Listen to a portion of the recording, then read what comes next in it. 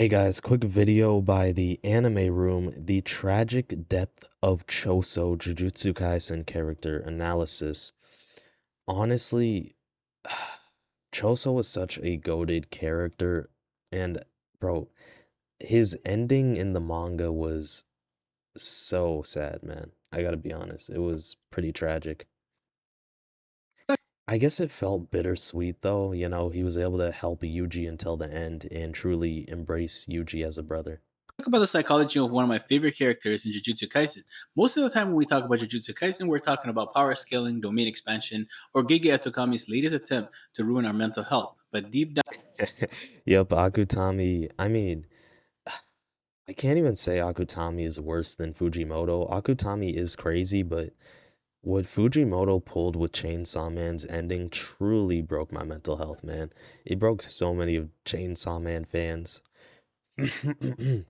Excuse me, mental health in general.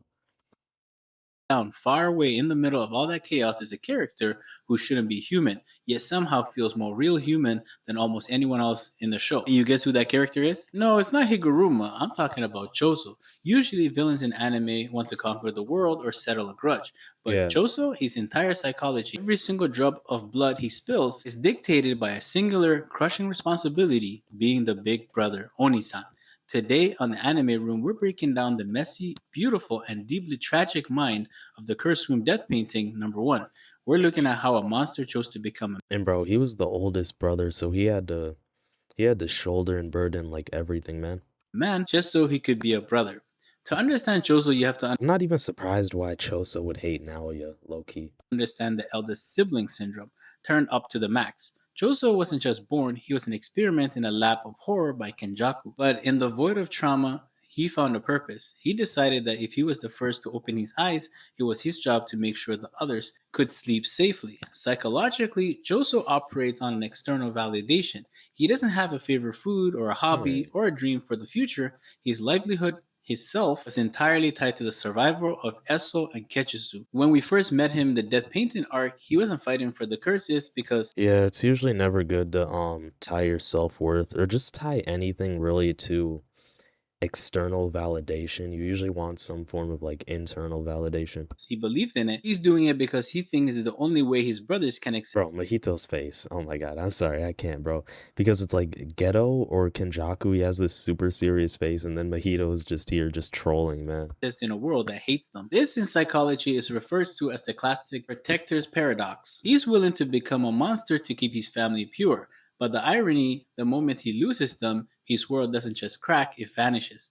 That Oh blank, yeah, hollow stare completely. he has after the Goodwill event, that's just not grief. That's a man who has lost his only reason for existing. Now let's look at the Shibuya incident because this is where Gege really flips the script on us.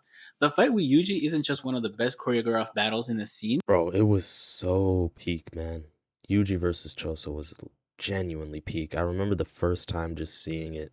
Oh my God. One of my favorite battles in the whole series. It's a psychological autopsy. You see, Choso is winning and he's about to do the finish him and land the final blow. But that's when the memory kicks in. In psychology, we talk about the phantom limbs, the intuition between twins. Oh yeah, I learned about that. Wait, is he talking about phantom limb theory when wait, hold on.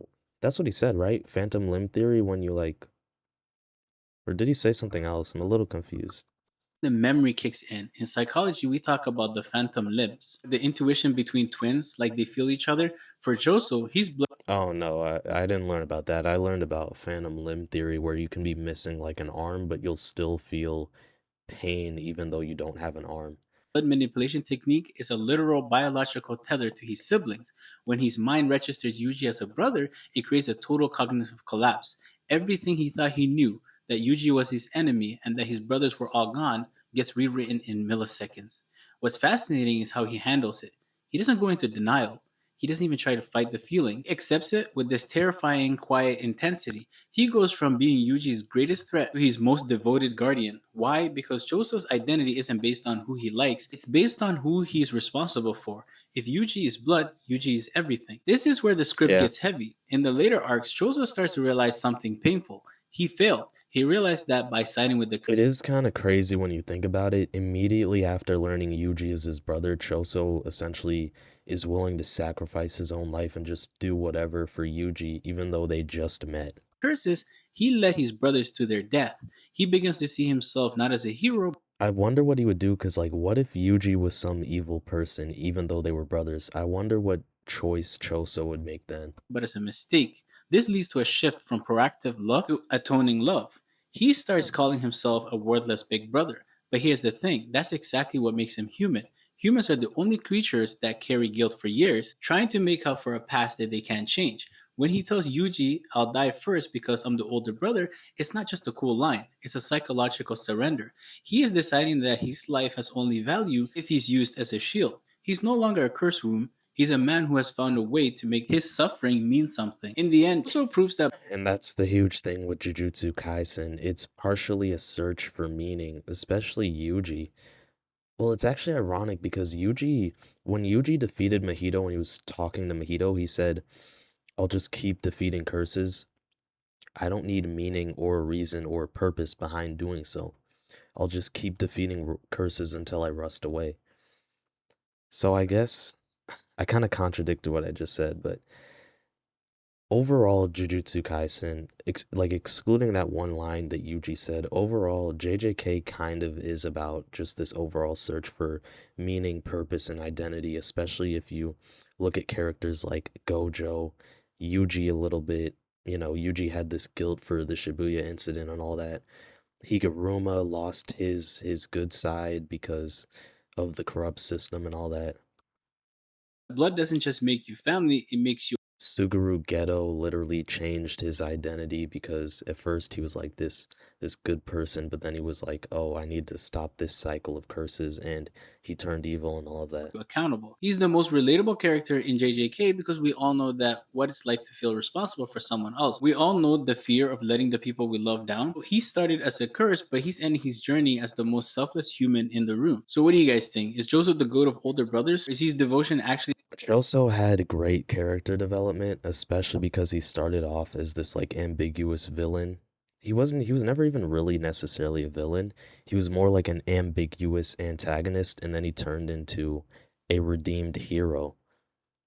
It felt like his character was like kind of the opposite of Aaron Yeager's in a weird way. He just he went from bad to good essentially, and it's hard to hate somebody who does that unless there's some, evil character that was never redeemable, like Sukuna, All for One, Griffith, like. a bit toxic for his own mental health? Drop a comment below. Let me know what you think. I'll catch you in the next one. Peace. Yeah, really great video, and yeah, um, I do really like what Akutami did with Choso's character development, and I would say Choso ultimately A tier character, ultimately a good character. Yeah.